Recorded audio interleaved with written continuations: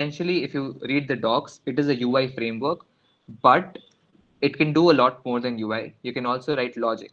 So this framework runs on everything, on essentially everything. Like a lot of these are in beta right now.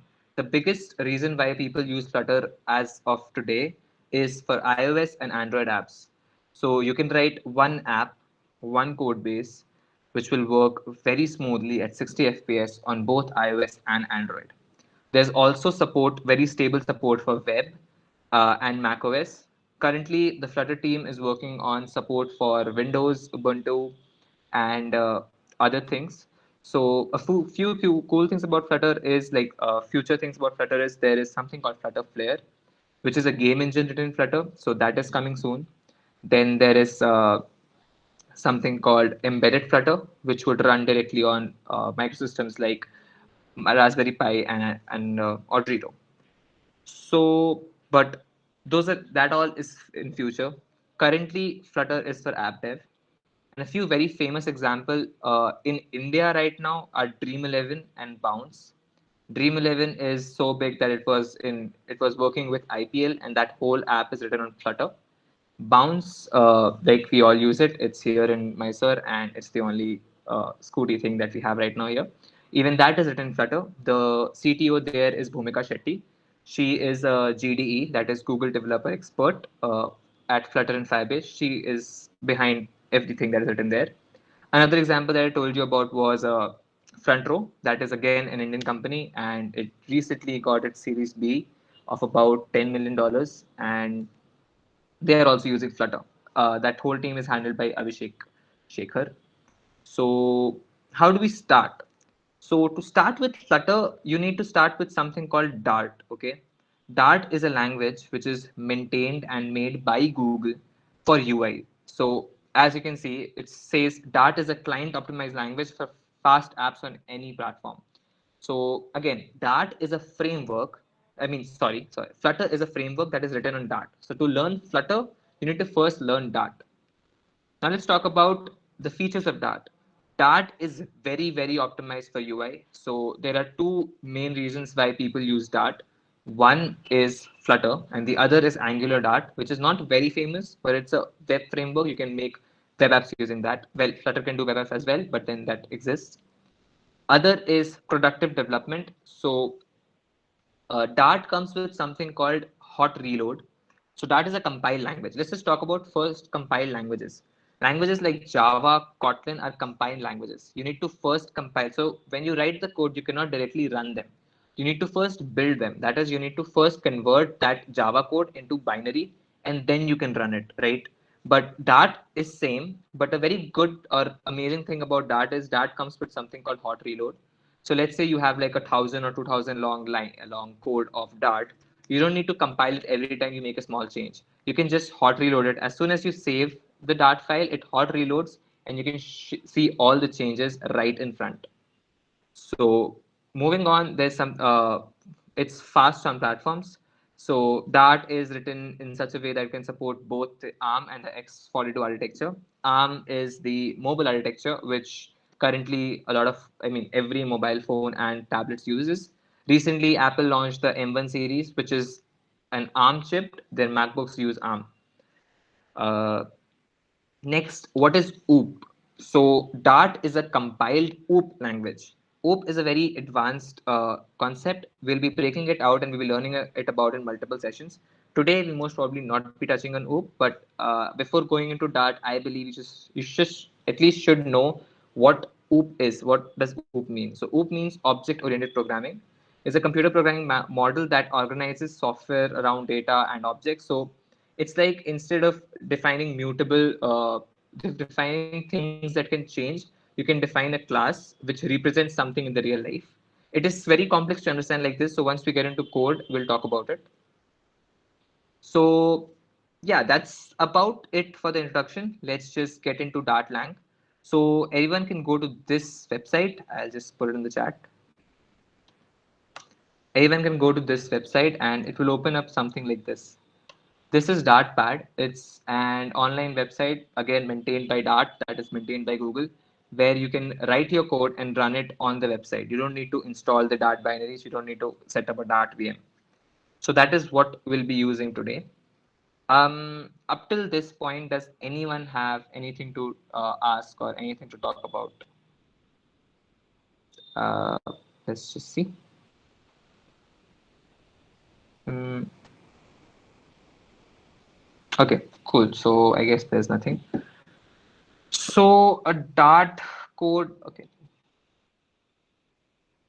Any ID for that? I personally prefer Visual Studio Code, but Dart again is a compile language. You can write the code anywhere and just compile it into its binary and run it. So not really any. I don't personally suggest anything, but yeah, if you go to Google and check, go to Flutter website, you'll see that it says Visual Studio Code is the best. Okay, Arya, I'll get back to you. Right now, let's just continue. So extensions, it will only work if you have the Dart VM installed. There's a way to do that. So we'll do that in the next session. Today, we'll probably be using the website itself. Okay, so this is what, uh, okay. So a Dart code, no matter how big it is, it needs to start with a function called void main. Okay. So what is main? Right now, it's just a normal function. If you don't know what a function is, no issues. We'll talk about it later. Just imagine that this is something. This is an envelope that you need to make. So imagine if you're writing a letter, you need a page and you need to make margins, right? So just imagine that void main is the margin that you set, and then inside that you start writing your code. So let's just start with very basic, with something like printing hello world.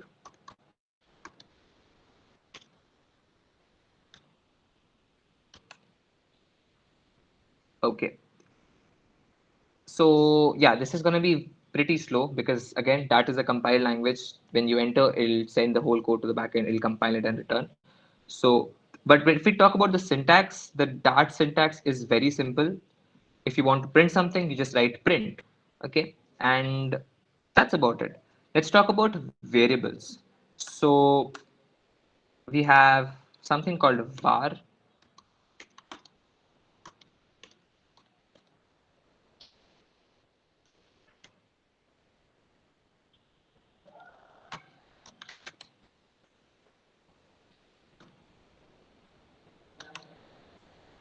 So whereby in Dart you define variables by writing first the data type, which can be anything like int, double, float, string.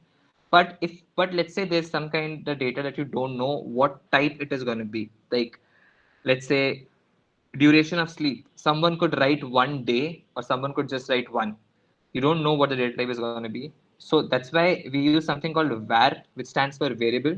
It doesn't have any, it doesn't care what the data is. It just takes that data and works with it. So moving on, let's talk about the various inbuilt primitive data types. Primitive data types are data types which can store only one value at a time. Okay, so those things could be examples like int. So I can have int age, which can be equal to 20, and then I can have something called double height. Let's say 6.2, maybe I don't know.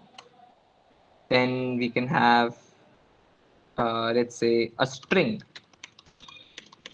which is Irish Sharma. So now if I want to check the data type, what I can do is I can do a age dot runtime type, which is a function. And I can run, okay, it's not a function, sorry. And if I run this, it should print int. So age is of type int. But if I go ahead and do height and then I run the same code, it will tell me that it's a double. Okay. So these are the four very basic data types that comes along with Dart language. There are a few more, but those are complex, so we'll get back to them.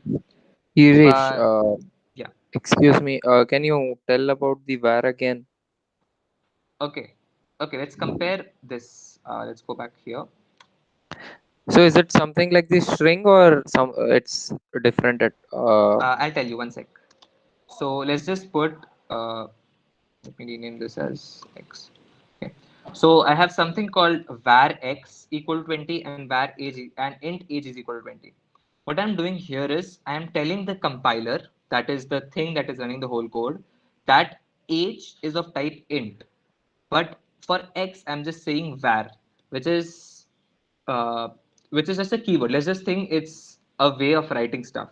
Now, what the compiler would do is if I do a print x dot runtime type,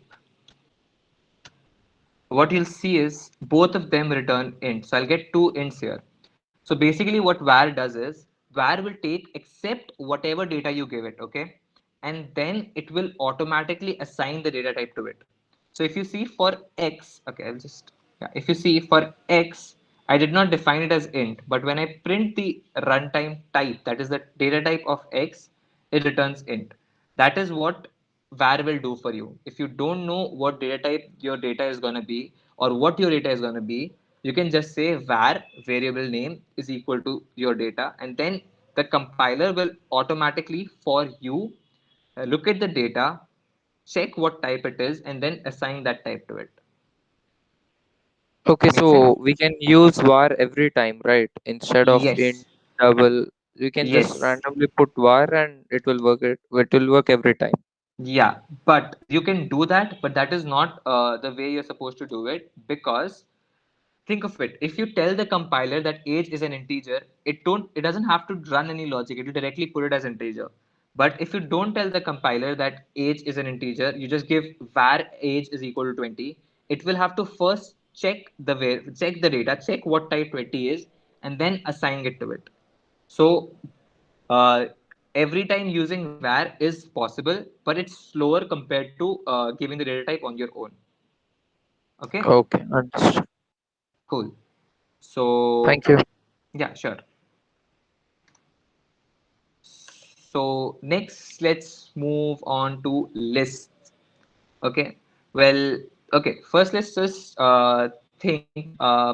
Okay, I'm really sorry. Let's go with conditionals first. So I have an integer called age, which is 20. Now I want to write a software where I want to check if a person can drive or not, right? So in India, the driving age is 18, right? So I'll first check if age is greater than 18, then I'll print can drive, else I can print cannot drive.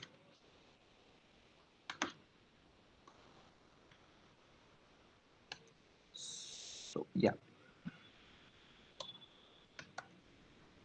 Okay, so this is again, if you have learned any kind of programming language before, this syntax is very similar. I think someone in the chat wrote that syntax is similar to Java and C++. That is true. Both of them are object-oriented programming languages.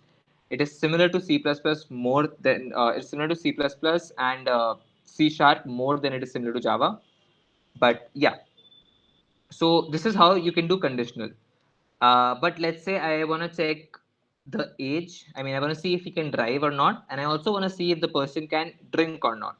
So what we can do is we can have a if age is greater than 18, can drive and not drink. Then I can have another thing here called else if,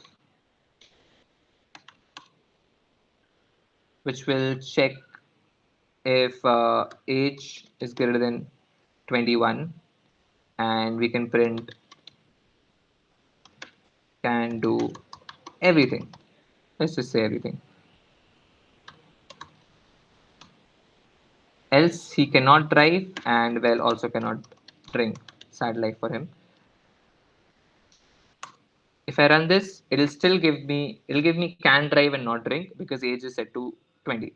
Now if I change this age to something like 45 and run it, it'll give me can do everything. Okay, I forgot to run it. What happened? Okay. Sorry, my bad. So I need to first check for this.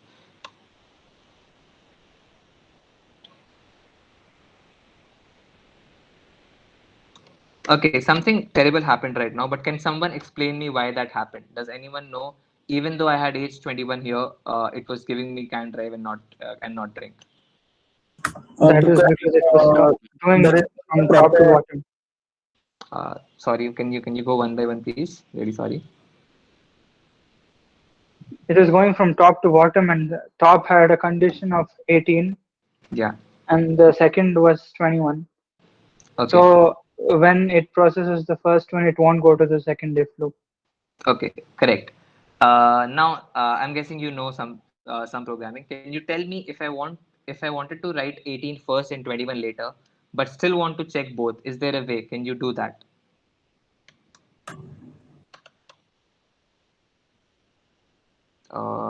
Okay. No one replied, so I'll just assume that we don't know. So the way we can do that is, let's say I give age greater than 18 and I do, let me just copy this. And if I say can drink, okay, then if I put a if, not a else if I put it directly put an if and I give a age greater than 21 and I do a print can drink, and now if I run it, okay, it's a little, so yeah, okay, yeah. So, okay, so here's a very important thing about not just Dart, but almost every programming language, that the else word after an if is not compulsory. That is supposed to be there only if you want to check the first situation, and if the first is wrong, then check the second expression. If you want the compiler or the interpreter, given what language you're using, to check both the conditions no matter what, you remove the else statement. So it is, if you think of it, it is very similar to our normal vocabulary. If you want to say, if you want to tell someone that get eggs, if there are 5 eggs, uh, get five, and something like, if you don't put a else, that means you don't have to not check it, or like you don't have to break the whole case. I hope that was clear. I was a little. Your voice is not audible. Can someone confirm? Is it not audible for everyone, or is it like just It is audible. It's fine. It is audible. It is It's audible. fine. okay? Fine. Yeah, it's fine. Skandana, can just try disconnecting and connecting. It could be your internet. Okay, sorry. So that is it about when it comes to conditionals in Dart. Okay. A very important thing after conditionals that everyone does is called looping or iteration. Let's say my age is 45, I want to print my name 45 times. There's no logical reason to do that, but let's say I just want to do that. So one very dumb way of doing it would be writing multiple if statements. If age is equal 1, and then put a print name, and for else if age is equal to, and then print name twice. So that is one of the way doing it, but it is very bad. You should never do it. A better way of doing it would be if you can run one single line or a full block of code about multiple times, is called looping. Or a better analogic and like a programming lingo for it would be iterations. So what we do is we do a for loop. Let's say for int I is equal to 1. That means I am taking a variable I, I'm setting its initial value as 1. Okay. Then I do, oh shit. Then I do if I is less than equal to age. Okay. I will try. I'll try Skanna, but I'm actually in the hostel and I cannot shout a lot because people will okay. I'll try. Okay. So continuing. So for loop, I first take a variable inside the loop, set it to an initial value. That initial value could be anything, but since we need to check our age and go up till that, I start with 1. Then I give a condition. So that is if I is less than equal to age. That is if the value of I is less than equal to age, then I do a I plus plus, and then I do a print of name, right? Okay, so now if I run this, it's a terrible idea to run it because the range is 45. Okay, so it prints my name 45 times. A better way of explaining this would be for, then you do initialization, that is initialize a value or give or set a initial value, then the condition, so that is whatever you want to check for. Just say in our case, you wanted to check for the age, and then the increment or decrement, so the plus plus or the minus minus. Okay, so this is what a for loop syntax in Dart looks like, which is again very similar to almost all other languages, and very similar to languages like C Sharp and .NET and Java. Next, very important, another type of loop which exists in Dart is called a while loop. So in a while loop, the syntax is a little more spread out, and there are some cases where a while writing a while loop, writing a logic for while loop is much easier than writing a logic for loop. So we'll try one of them right now. First, let me just tell you the syntax for a while loop. So while loop over here will do a condition, and inside here we do everything, even the increment, so the plus plus or minus minus goes inside here, and the logic, whatever we want to do, goes inside here. The initialization for a for loop is always outside the loop. So this is how the syntax of a while loop looks like. Okay, now I told you that there are some places where while loops are writing logic for while loop is much easier, and sometimes it's even faster. So what I meant is, let's take a number integer num, and let it be like 1 2 3 4 5. Okay, and let's say I want to find the sum of the all the digits. So what I can do is I'll just write it and then explain it to you.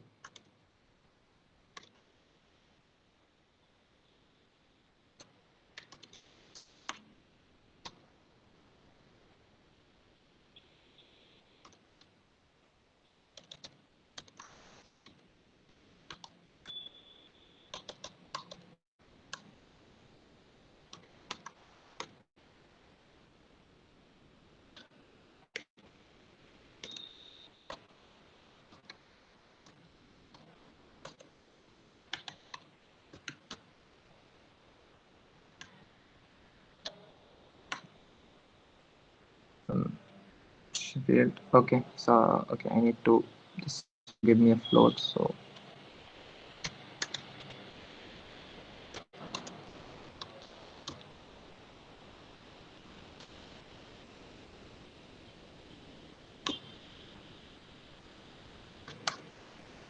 okay, so if we this one, yeah, I forgot to comment this. Let's comment this out.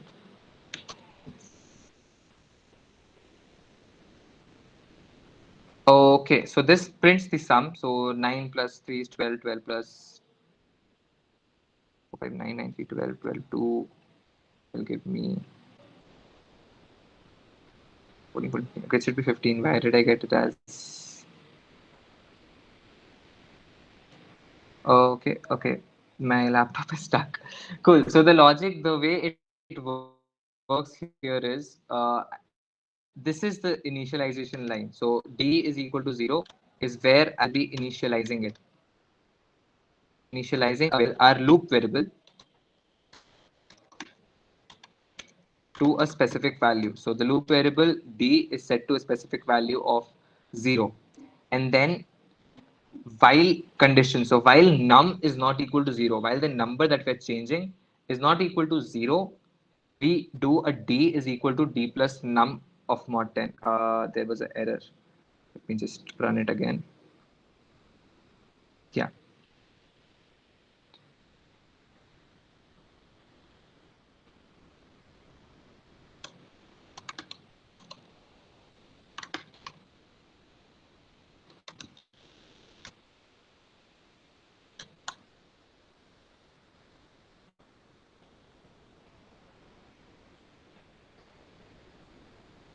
Okay.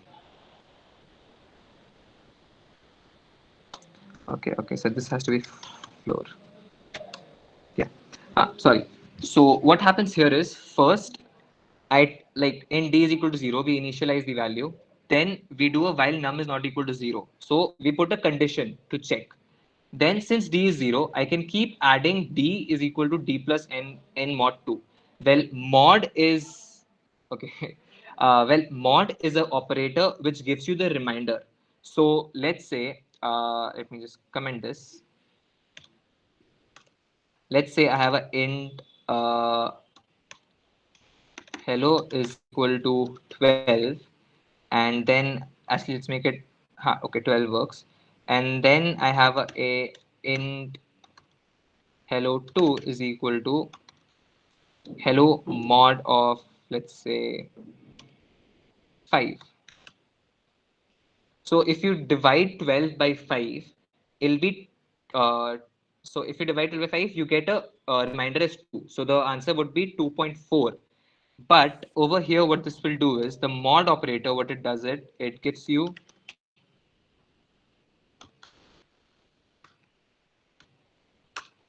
it will give you the reminder. So if you try and divide 12 by 5, it's 10, and then you get a reminder of 2, and then you divide that, you put a point and divide by 4. So this returns you the reminder. So now if I break down the logic of this small piece of code, the way it works is if I divide anything by 10, the last digit goes to the decimal, and that is the remainder, right? So if I try and divide 1, 2, 3, 4, 5 by 10, it would be 1, 2, 3, 4 would be the quotient, and 5 would be the remainder. So every time it adds 5, it adds the last digit to that. And now what happens over here is, so if I do a num by 10, it gives me, in the first case, it'll give me 124, 1234.5. And if I do a dot floor, it removes the 5 and converts it into an integer. So if I write it here, initially it would be 1234.5, which will be changed into 1234. In the next step, it will be 123.4, which will then get changed into 123. So this is how num will keep getting reduced. And in the last step, that is the last round, that is 5, it would actually be 0.1, and that will convert it into 1. So that's how it keeps converted into, okay, sorry, that keeps returns us 0, because 0.1, and then we floor it, so the decimal goes away and we are left with the initial part. And that is when the loop ends, because I'm checking if num is not equal to 0. As soon as num is equal to 0, the rest of the code won't run, right? So these kind of situations is where we would go ahead and use things like while loop instead of for loop. You can still do this with for loop, but writing the logic is comparatively more complex. Not very complex because it's a very simple program, but then comparatively it'd be more complex. So moving on, we'll talk about something very interesting, that is lists or data structures. Okay, these whatever we talked about right now are things that can keep one data point, like an integer age can only keep one integer, but there are situations when you would like to keep a list of integers. So like let's say you want to keep up marks of one person in 5 subjects. So the way you could do it is, so let's just create a list. Okay, and the list would be int because marks are integers. And let's say in the first test I got, in the first subject I got 45, second I got 25 because I'm bad, and 30, stuff like that. So this is how you write a list of integers in Dart. So you first use the list variable, then you mention the type of the variable, so integers, and then this.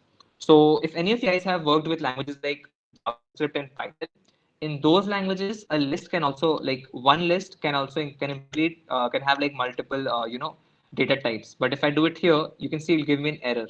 That is because I defined it as int, and then I'm putting other stuff over here. Something that you guys would like to know is the way we did variable. So var, we used var, and that would automatically define the what do we call, that will automatically define the data type.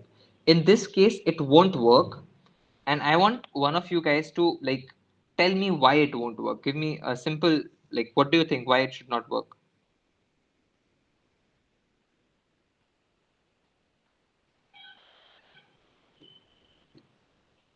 uh, okay, what is the function floor?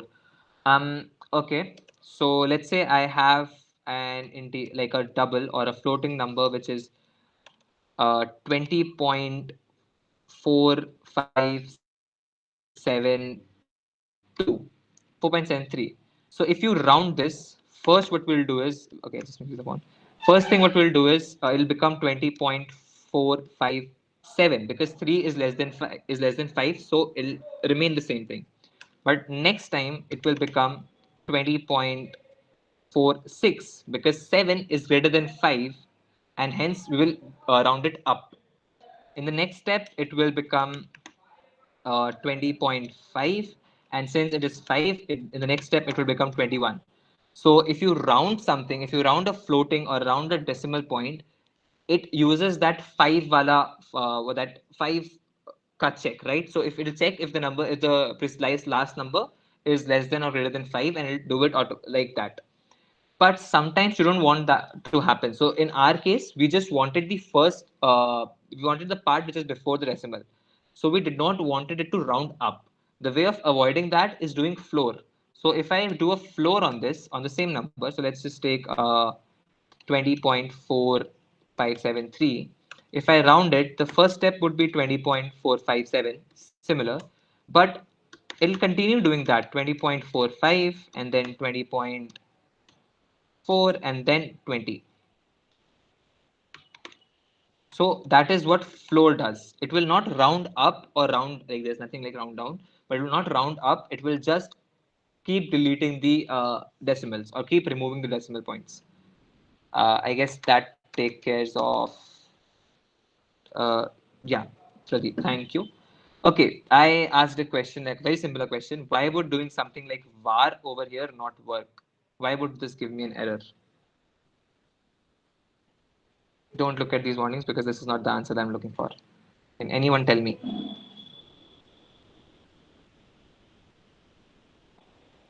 Is it Okay, because that list is is not not a data type? Okay, that is also a reason. Okay, You will just have say to I'll remove initialize that as the well. size of the. No. Okay. So I think you said initialize the size because you are learning C right now and you have static sizes of lists and arrays there, right? So that is because they have static sizes, but in Dart and languages like Python and JS, which are not very strictly typed, the size of the list can keep increasing. So I can just do like a marks dot add, let's say, what should let's say add 12. If I do this, this will give an error. Okay. I mean, sorry, I'm really sorry. This will work. So you don't have to define the size because a list in Dart can keep growing. Any other reasons why var would not work?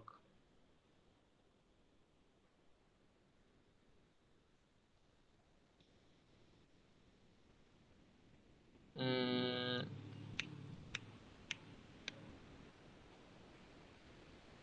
okay. A list can have elements of any data type.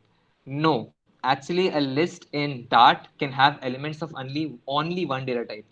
First thing, you can define it as dynamic. That is what you're supposed to do. We have var x is equal to, let's say, 12. That's how we defined variables, whose type we don't know, and we want the compiler to assign types for it. But if you have data structures like these, you need to make it dynamic. It's just a keyword, there's nothing more to it. But it won't work because, like, right now it'll give me no errors. If I try working with it, it'll give me errors because a list in Dart cannot have multiple data types. It can have only one data type. So if I define as dynamic, it doesn't give me an error. But if I try and run some logic over this array, it'll give me an error. So if I remove this, and I give it a dynamic. And now if I do like a print, let's say marks of dot runtime type, this should give me a list of dynamic. Yeah. If I change it to integer, now it will give me a list of integer. So that is why you can't do list. You can do list of dynamic, but that is again so that while runtime it can assign a proper type to it. But if a list has multiple different types, it will cause an error. Okay. So now let's talk about some features that a list can have. One of the best things that a So, list yes, in excuse me. yeah. So this runtime thing is something like predefined object in Dart, right? Okay, no, it's a predefined method in Dart, or if you want to talk in Dart terminology, it's a predefined getter in Dart. It's not a method. It's neither a method. It's not an object. It's not even close to an object. It's a getter. Okay, but when I see it, I find it similar to objects and pointers in C++, right? Like we similarly call it in C++. Yeah. Okay. Okay, I'll talk about this in the later part. Probably not in today's session. We'll not talk about OOP a lot in today's session. But in the next session, when we talk about OOP, I'll explain you what exactly a getter is and how runtime type works. Is that cool? Because you need to know a lot more Yeah, Dart sure, syntax to sure, understand that.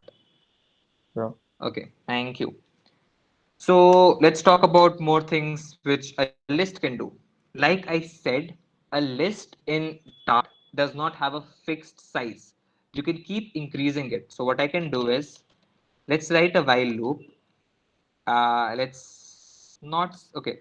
Let's just do it as, okay, let's have a int limit is equal to 10, and let's do marks dot length is equal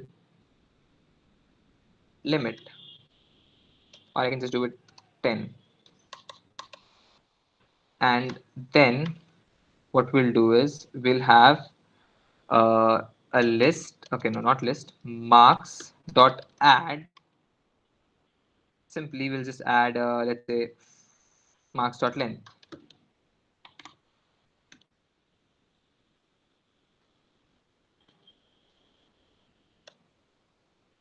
And then in the end, I'll just print the marks array. So can anyone tell me what this code will do?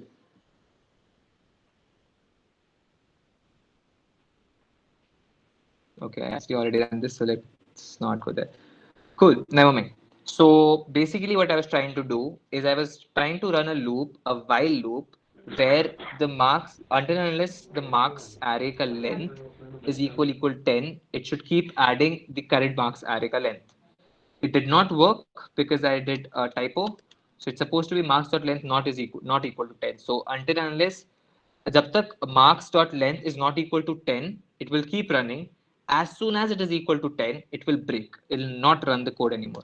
So now if I run this, it should be an array whose length would be 10. So yeah, 1, 2, 3, 4, 5, 6, 7, 8, 9, 10. Yeah, 10 variables at a time.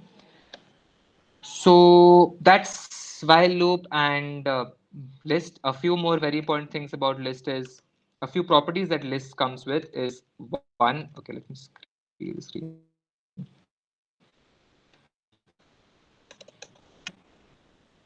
Okay, that isn't working.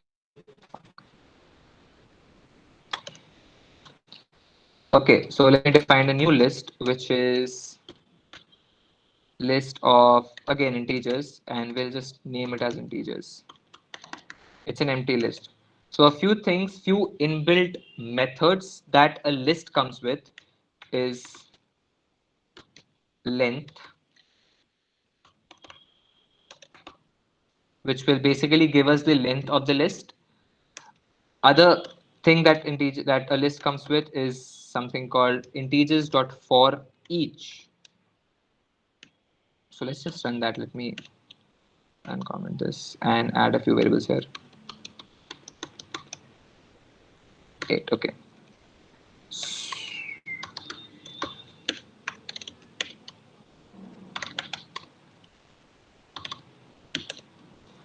So yeah, so that for each method, now this is again a getter like I mentioned earlier. What this does is it'll take each element. So each stands for it'll take each element in the array and then it will run for it. So the syntax like this, if I try and explain it in pseudocode, it'll be like list dot for each, then the element of the list, and then the logic that you want to run.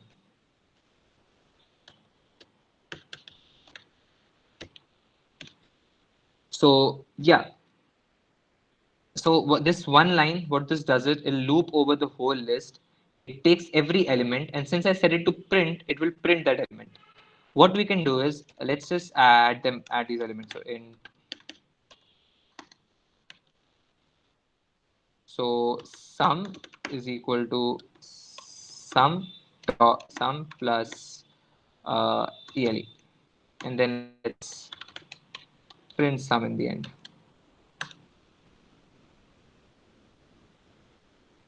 Yeah, so it gives me 36. It basically adds all of them. So the thing that I'm trying to explain here is that the for each is another kind of iteration that you can do that will run through the whole list, and then it'll go through the whole list and run whatever logic you pass over here with that list. Okay.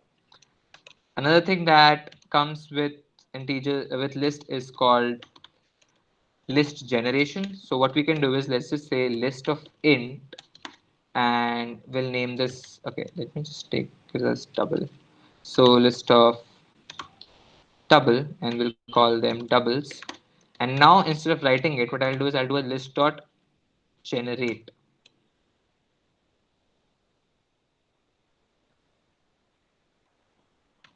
This again takes a function.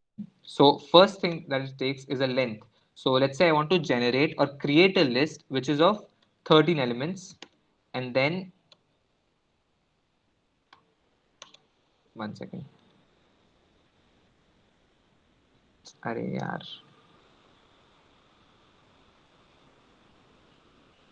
Never mind.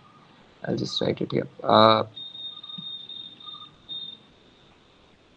What the hell? Yeah.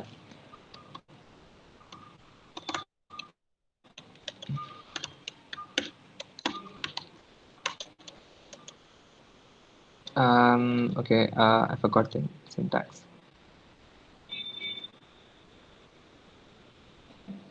Huh, okay, sorry. So we directly pass in the integer inside here. So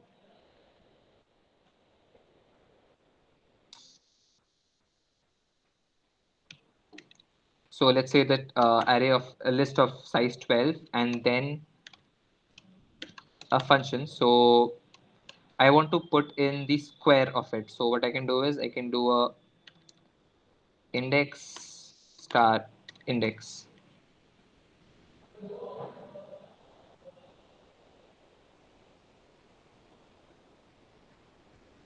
Okay, and I need to double it. So I'll just multiply it by 1.0. That makes it double. Now if I run this, okay, it will not do anything. I need to print doubles. Okay, so what this does is instead of writing something like this, it will directly return us an array. So instead of us writing 1 comma 2 comma 5 comma 10, what it does is it repeats, it runs a loop for 12, and it takes every number from 1 to 12, and then it squares it and keeps it in the list. Okay, that's about that.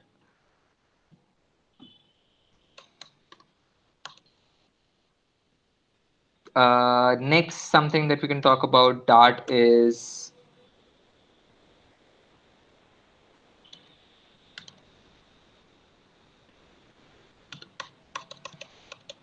so something very interesting could be adding an integer, adding a list into a list. So we already have an integer array. We'll call integers 2, and now we'll generate it because we know how to generate a list.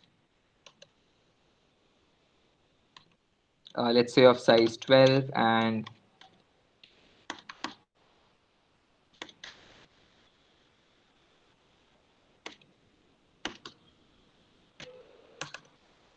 So this gives us two lists, right? Now we have one list of integers, which is 1, 2, 3, 4, 5, 6, 7, 8. And we have a new list, which is from 0 to 12, we'll square them, okay?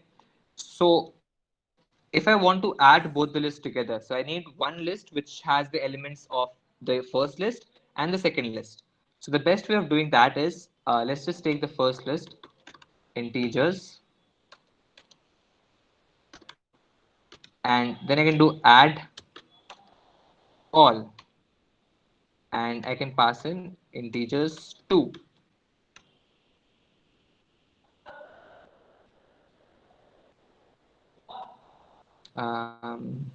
Okay, wait, what?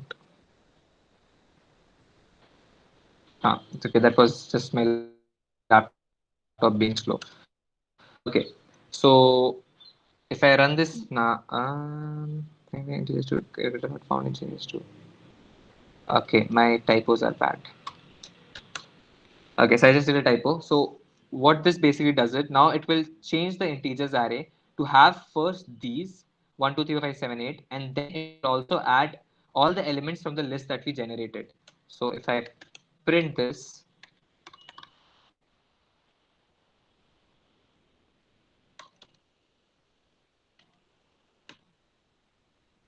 yeah, let's just wait. Yeah. So now if we print this, we have the initial array up till here, that is 1, 2, 3, 4, 5, 6, 7, 8, and after that we have this, which starts from 0 and then takes the first element, that is 11, and multiplies it into 2. So index index into 2. So 8, then we have 0, 2, 4, 6, 8, 10, 12, and so on. So these are few very basic and very useful, what do we call, list functions or methods that come built in. Apart from this, lists have a few more things like map, which is slightly complex. So we'll take up that after we're done with the basics. So let's move on to my favorite thing about any programming language. That is, some of you might know them as Python dictionaries. Others of you might know them as named list. And people who are very new to programming, this is something very interesting. So let's just say I want to create a person. Okay, let's say I'm writing an app. So Flutter is mostly used for apps, right? So I'm writing an app which has a user. Now that user has a couple of things, right? He can have a name. If I'm using if it's an e-commerce app, he can, okay, first of all he'll have an email, then he'll have a phone number maybe, and lastly, let's say he also has a payment ID. Okay, so if you only have lists, the way you'll have to store them is, what you can do is list of let's say,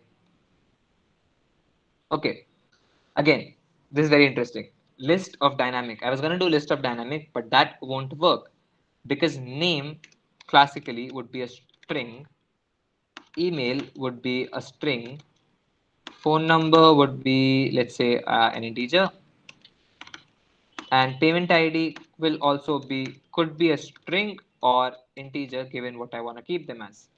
So these all have different data types, but then they have to be together in one data structure because one user is nothing without these four things. If I want to get a user, I want all of these four things, right? So the way we do that, one of the way we do that is by creating a map or a dictionary. So this is the syntax.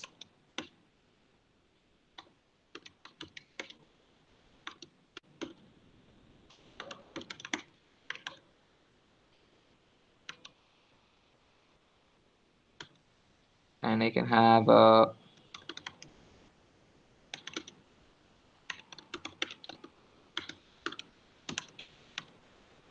next we can have a email, which will be,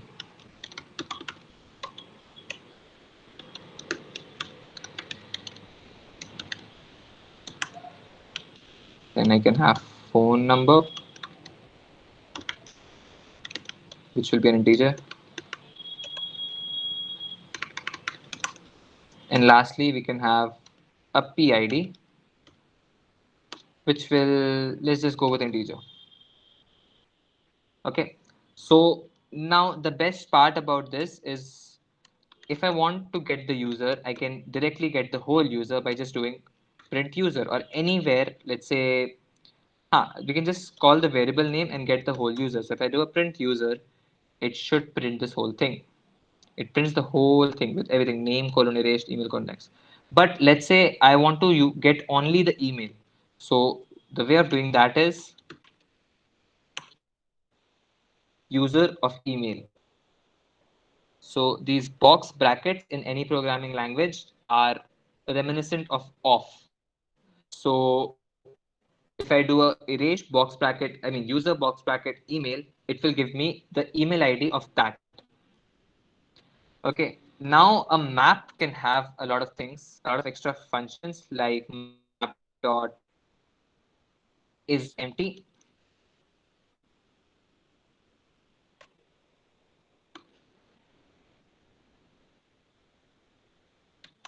And if I run this, it will give false. Internet, is it? Okay, my internet is kind of slow right now. So yeah, if I do user.isEmpty, it returns me a false because the user has a few values. Okay, this is, my internet is a little, let's reload it. Yeah, let's run it now. Let's hope this works. Yeah, cool. So it worked now. User.empty gives me a false because, okay, I wasn't checking this. I'm really sorry. Cool. So yeah, the other thing that a map comes with is something called keys.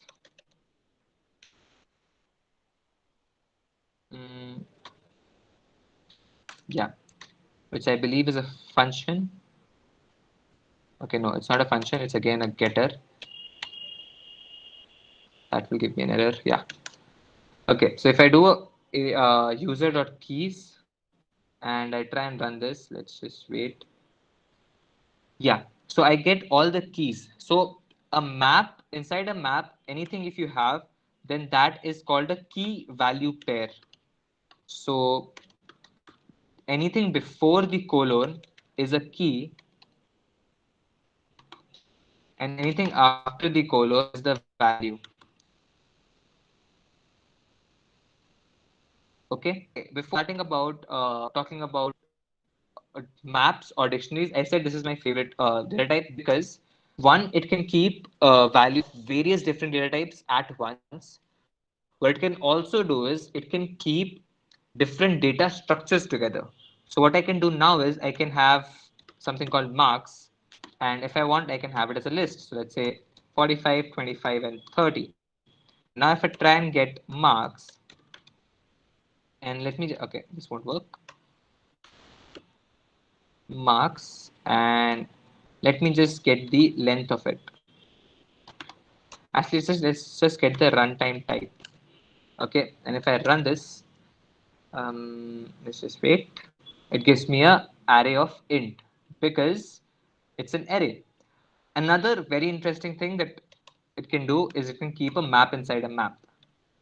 And to define what kind of map we are keeping, we use a similar syntax.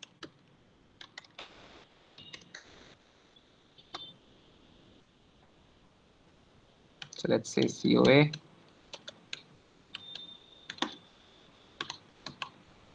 Then let's say I have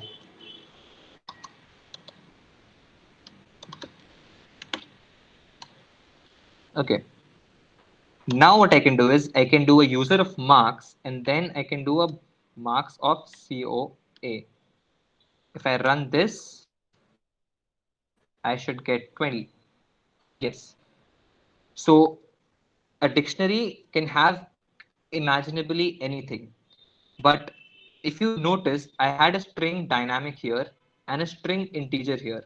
The reason I do that is because when I'm creating the user Pala dictionary, I want the values to be anything that I want, like any supported data type. So let me just write this here. So map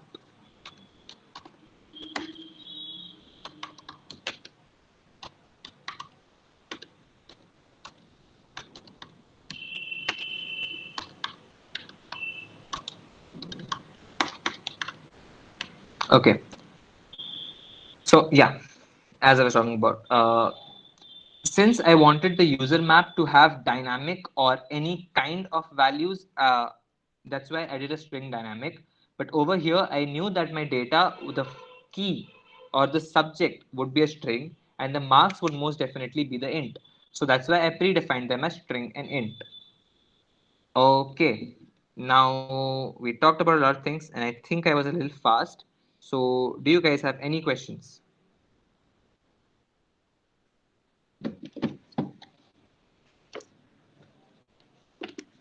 Can we do that as instead of string dot in? Can we just do it like string dot dynamic again? Yeah, you can still do that. So if I come back here, if I change that to dynamic and I run this, it'll still very clearly work.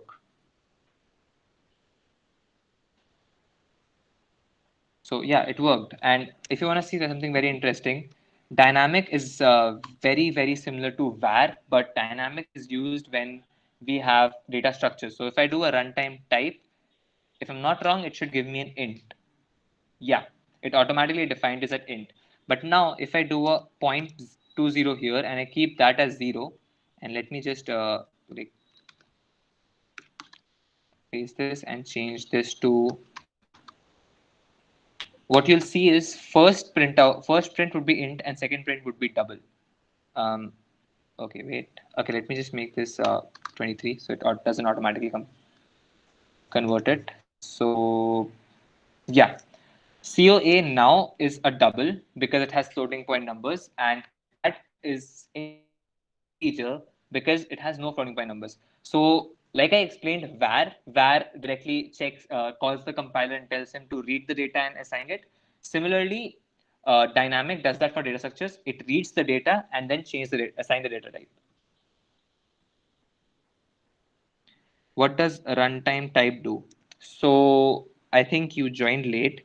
Initially, we were talking about simple data types, which is like integers and strings and stuff. So runtime type will just tell you the type of that data. So let's say I have a variable, like I have a variable age, right? Let me, if I do a runtime type of age, it will tell me that it's an integer. Otherwise, it'll tell me a string. A very real world example of where we use this would be, one sec. Let me just delete all of this. And let's say, okay, let's say we are writing an application where if you get marks less than 40, it doesn't matter how much marks you get, you just need to assign it as fail. But if you get marks above 40, your marks matters. So what we do here is, let's just say we're trying to calculate someone's percentage. So double percentage is equal to 0, or actually let it be not 0, let it be empty. And let's say we have a map of string comma dynamic of marks. Let me just take 3 random subjects, COA,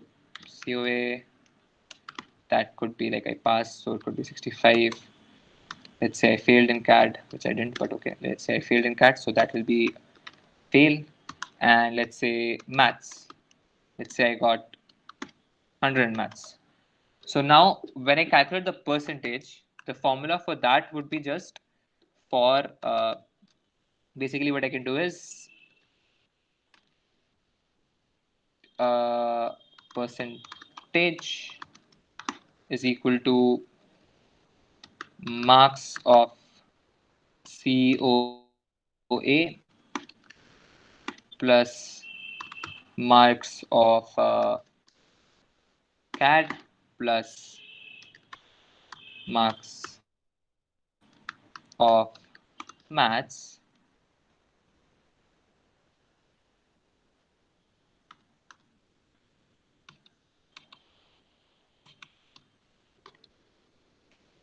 whole divided by 300 plus, I mean, sorry, whole divided by 300. That should give me the percentage, right?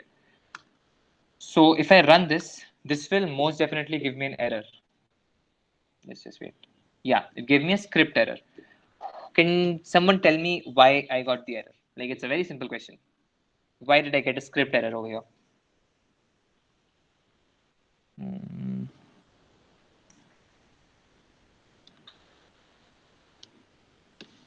Okay, declare percentage. Not really. Yes, because of fail. Anush, that's the correct answer.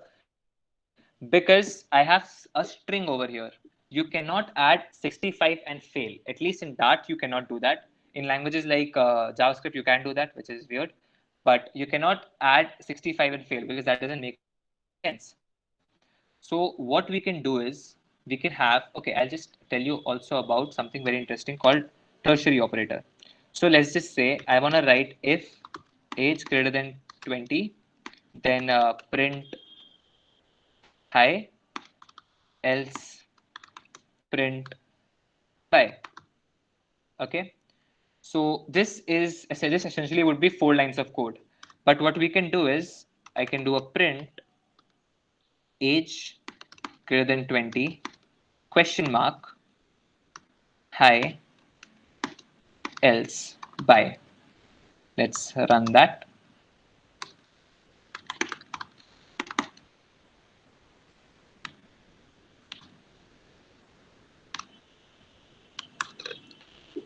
So yeah, it printed by because my age, the age I've set is 12 and it is less than 20, so it prints by. So writing like this is analogous of this. So instead of writing an if statement and into 4 lines and having a lot of stuff, if you have one single, not just one single, if you have a very simple condition and not a lot of things to do compared to that, what do we call condition. So it's not like 5 or 6 lines of code that you want to run. You just want to set a value. You can directly do it this like this. Okay. So now we were talking about why runtime type is important. What I can do is I can do a marks of COA dot runtime type if. So I put the question mark if that is int.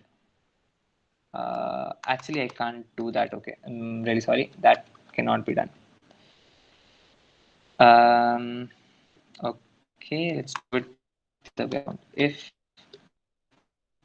marks of COA dot runtime type is equal int, then we can take some integer, let's say int total 0, and we can add total is equal to total plus marks COA.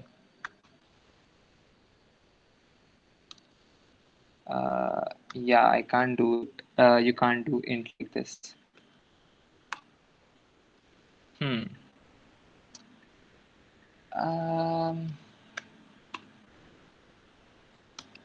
Can I do it like this? It's lagging, I guess. Okay. It's lagging. Okay. Is it lagging for everyone, or is it just okay. Wait, let me Yeah, it's lagging. Let me figure out. Okay, let me just switch to my hotspot. I think that will work. Just hold. Okay, I'm typing something. I'm typing Irish is my name. Is that visible? Is it lagging right now? Your screen's frozen. Okay. Really sorry.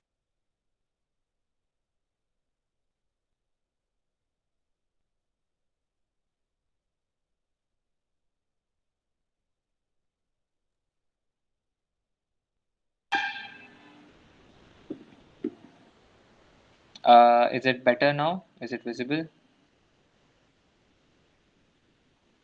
Yes, yes. Okay. So you're talking about runtime type, right?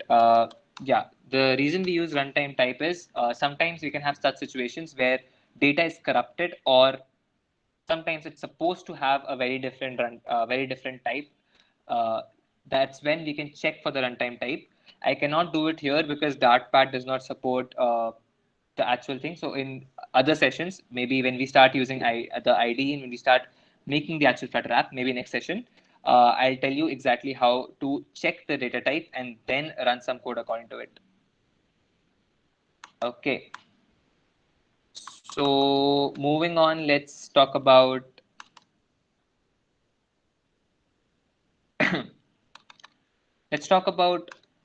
classes and OOP. We'll start with classes and we'll tell about it a little bit because a few people asked about OOP.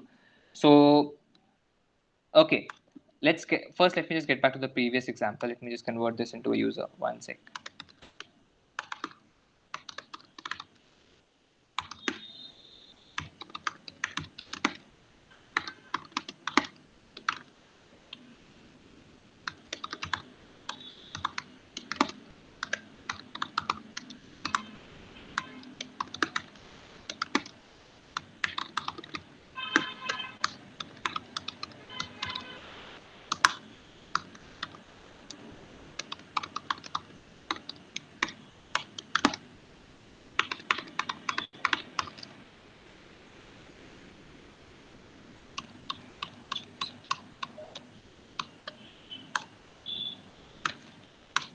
Okay, so like I said, we can handle this kind of data. We can handle a user as a map, right? But given given Dart is an OOP language, it's an object-oriented language. A better way of doing it is creating a class and object. Well, what is a class and what is an object, and why do you use it? So let's say I have a user, I have a person who exists in real world, right? That person can have a name, an email, a phone number, and all various kind of stuff like PAN number and stuff. All that I need it, okay. But there could be times where I want to run a specific function for a user. Let's say I want to run something like a capitalized function, which will take the name, it will change the first letter of all the different names. So basically, the first name, middle name, and last name to a capital letter. So the other way of doing it is basically writing a function every time. So like a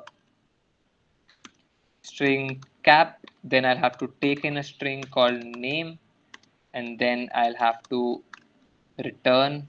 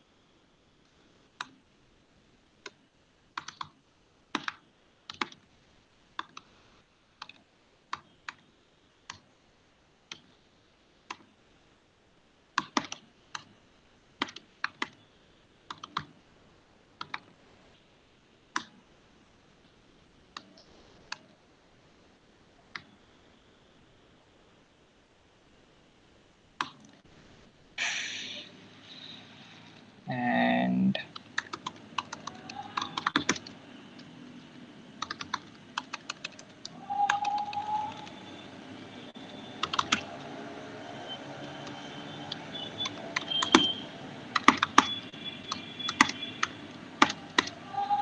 less than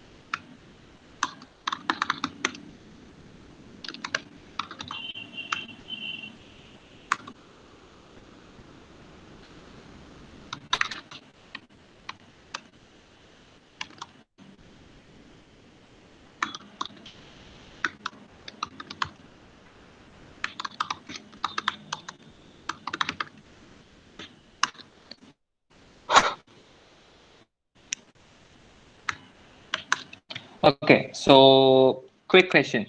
Did everyone get the logic of this code? Did everyone understand this function? Okay, shit.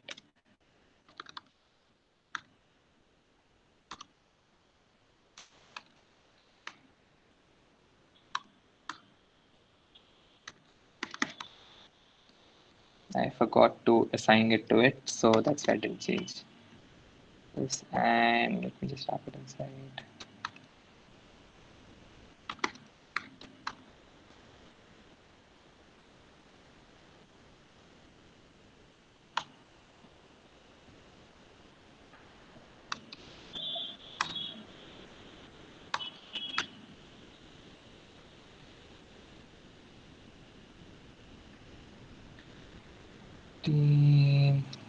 Okay, one sec.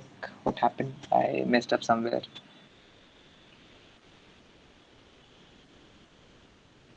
Oh yeah. Okay, this should. Yep, this should work. Okay, kind of. Okay, I'll just quickly explain the logic here. So first thing, I pass my name. First thing, what I did? Array, yeah. Okay. Yeah. First thing was I created a user map. I kept the name, email, and phone number there. Then I wrote a function. Okay, I wrote a function called cap, which takes a name or a string. It takes that string, it splits it divides the whole string with space. So erase Sharma, there's a space between erase and Sharma. So if I try and print the names array, what we'll get is we'll get erase and close. Yeah, so we get Iresh and Sharma separately. So basically, name dot split takes the string inside name, it divides it every time it sees a space. It divides it and keeps it inside a list. So now names is a list which has all the words from the name. After that, what we do is we do a names, that is the list dot for each. So we talked about for each earlier when we talked about lists. We read through all of the elements, and then we run some code. So what I'm doing is I'm taking names, the initial array, the index, and then I'm doing the first letter of the name to uppercase and the substring. So substring is basically dividing the string, a separate way of dividing a string. So you can pass an index. So I take the string first index, that is I leave the first letter and I start from the second letter till the end. So if I just run this line, if I just take this one line, this would this would basically mean that if I have erase, it does capital I plus res. So that is what this one line is. L0 dot uppercase takes the first letter, that is takes I, converts it into an uppercase, and L dot substring 1 takes it from the second letter and keeps it there. So now capital I plus resh becomes capital Resh.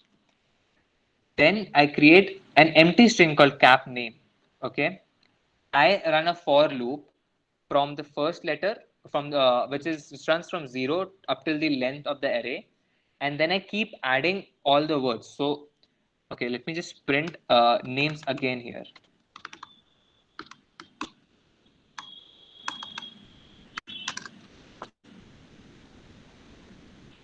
Yeah. So as you can see, the names was Iresh and Sharma, two different elements. Then it went through this one line, the for each line. It converted into capital I Iresh and capital S Sharma, and then the cap name string, it kept adding all the elements. So it became Iresh Sharma. Now this was a very basic use where you just take one property of a user and then you manipulate it. A really good way or a better way of doing it would be creating a class. So I'll just comment this whole thing out and I'll create a class called user. Okay, and again this user would have a name which would be a string, then we'd have a string email, and then we'll have an integer phone number. Okay. What we also need, then we create a constructor, which is user. So constructor is basically, let's just take it as a syntactic sugar, or basically some kind of syntax. What it does is, okay, I'll complete the sentence and then I'll tell you what this means.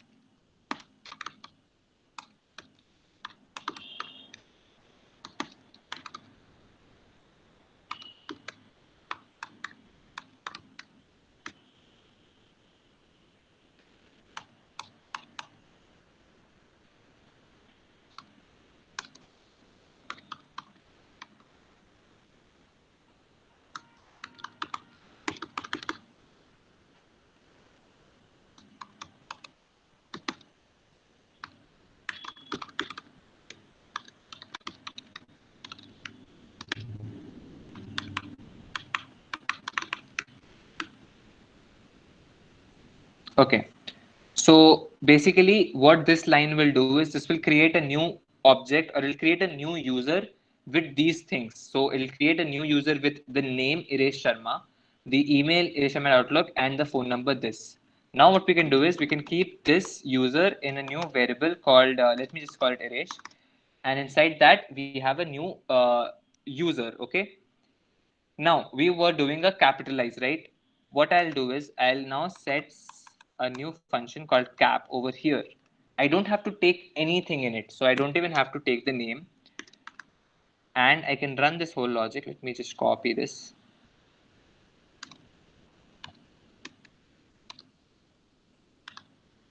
And I can paste it here, and this can become this dot name. Okay, perfect. So once I do this, I can just do a print erase dot cap. And if I run this, it should give me the same output because we're in the same function.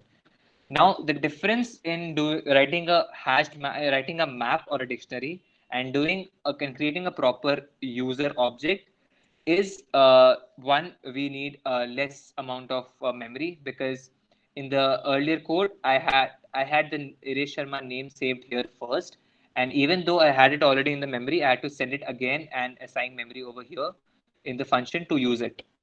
Instead of that, we can directly access the name inside this object. So instead of passing it in here, I just did a this dot name. That means it will refer to the name inside the class, the name that I've given over here. And another thing that I don't know if you noticed or not, but if I do a dot, and it automatically will show me cap. That is because we are using classes, and it knows that there's a function called cap for a class called user. Okay. Let me just remove the extra prints and then like run it once again. So yeah, that's about it. So okay, this was about it for basics of Dart. I know a lot of things that I said today made a lot less sense when it comes to app dev, when it comes to making an application. It was very, very, very basics of learning the language. Because as I said, Flutter is a framework which uses Dart as a language. If you don't know Dart, there's no point of learning Flutter because you won't be able to do anything there. So yeah, that is about it for today's event. This was very basics of Dart. In the next event, we'll start making an application. So the first application what we'll be making would be announced tomorrow. I guess tomorrow or like in the coming days, we'll announce what application we'll be making, and it would be live. So we'll be doing it on a meet right in front of everyone, and we'll make a proper application. And best part is I'll also teach you, once we're done with the application, I'll also teach you how to build the application and run it on your phone, and send it to your friends. And also like we won't be uploading it to Play Store, but then I'll tell you how to upload an application to Play Store. Okay, that's all about it. Now, do I have any questions or anything? I think it became a little boring. Any questions?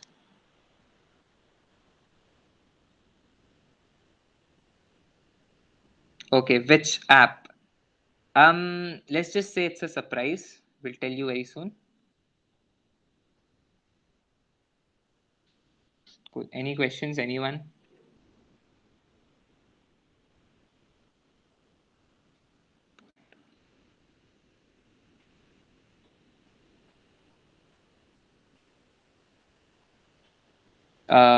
Okay, so there are no questions. Okay, we also need to learn about open source. Um, okay, what do you want to learn about open source? Can you tell us about your apps? Okay, so I basically have two apps right now. One app, it was on the Play Store, but then it was a freelance app. It was an e-commerce app. You can go to my GitHub. I can just I can just show you the apps that I made. So it was supposed to be on the Play Store. It was on the Play Store for 2 weeks, but but it was a freelance project. It made it for someone else. That person decided to take it off Play Store. So just a second. Go in here and repositories. Let's go to overview. Okay, this one. So this was an e-commerce app. It was very similar to what do we call? It is very similar to Big Basket and Grofers. So it was there to order groceries within a few hours, and I made this whole thing with Flutter. Another thing that I did with Flutter was GPay redesign. So everyone here uses Google Pay, right? Something very cool about Google Pay is the version of Google Pay that you use in India and in Singapore is actually written in Flutter. Not all over the world. I think they also launched it in London with Flutter, but at least India and Singapore uses Google Play, which is written in Flutter. So I created this whole app. If you want, you can clone this and try and build and run this. Another thing that I am currently working on would very soon will be on the Play Store. It's a EdTech application. So even that, I probably in the next meet I'll show you, and I can even give you the link for to download that. Any other questions? Anything else? Also, Arya, that Google Play thing that I showed you, if you follow all of the tutorials, all the events, so basically like probably 3 or 4, you'll be able to make something very similar to Google Play. Even the Grihasti, even the other e-commerce app, but that requires a few more knowledge, a little more knowledge about backend because you need to write a backend for that. So yeah. Anything else? Anyone? Is that backend also written in Flutter or Python? Okay. You can write backend in Flutter, or I mean Dart actually, not Flutter. But the problem with that is, okay, I didn't tell you guys this. Flutter was actually launched in 2018. That too in the end of 2018. So it is very new. It is less than almost 2 years old, and that's why it does not have a lot of community support when it comes to logic part. So if you want to write some UI, you can get amazing dependencies. You can get amazing pre-built components that you can just import and build. But when it comes to logic, the community is still growing, and you like someone was talking about open source, right? Yeah, Arya. So if you learn Dart and Flutter, there's a huge opportunity for open source because there are a lot of things that are missing. As of last year, about like in the starting of last year, there wasn't even a good HTTP client. That whole thing was written last year, and it's open source. So if you learn Dart, you have a lot of opportunities for open source. And again, answering your question, the backend can be written in Dart, but then a lot of things are missing. That's why I wrote it in Express. Actually, me and my friend wrote it in JavaScript Express. Okay, any other questions? What is going on in the chat? Topic. Which letter is better? Arey yaar. Dude. Okay. Any other questions? What sources should be followed to learn? Can you put some links for extras? For Flutter, you can follow NetNinja. He teaches basic. Okay, first of all, you should follow an Indian creator, the MTech Viral. He is an Indian GDE, that is a Google Developer Expert. He is very active. He has a Discord channel as well, and he's very active there. He talks to everyone, and he knows a lot of Flutter. You can follow that channel. You can follow NetNinja. That's a great channel. And once you're done with the basics, you can follow Reso Coder. He makes very advanced level Flutter. What do we call Flutter and Dart videos? So once you're done with the basics and you're good enough, you can follow that. Some general things would be Fireship.io, that also has like a lot of good videos. So I've sent all the channel names here. And also, if you want, you can read my blogs. So I write blogs about Flutter, so you can even follow that if you want. I'll send the link.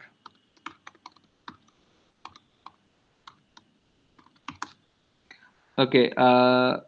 You know, even Kite app by General was made in Flutter. It's just 2 people in less than 3 months. Yeah, that is true. Uh, okay.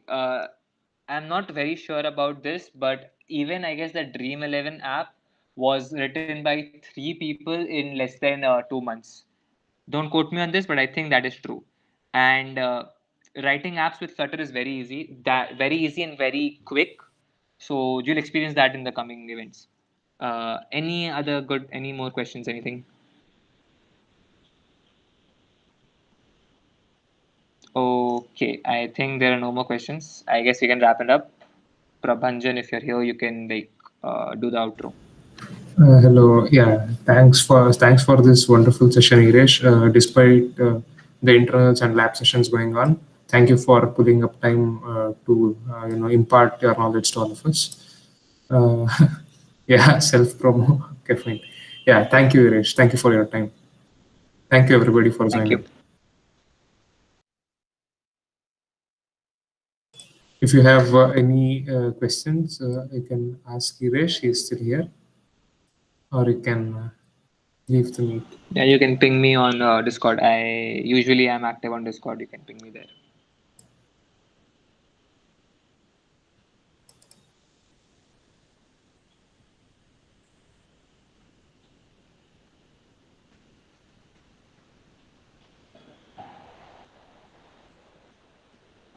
Thanks on this session, though, by the way. It was nice.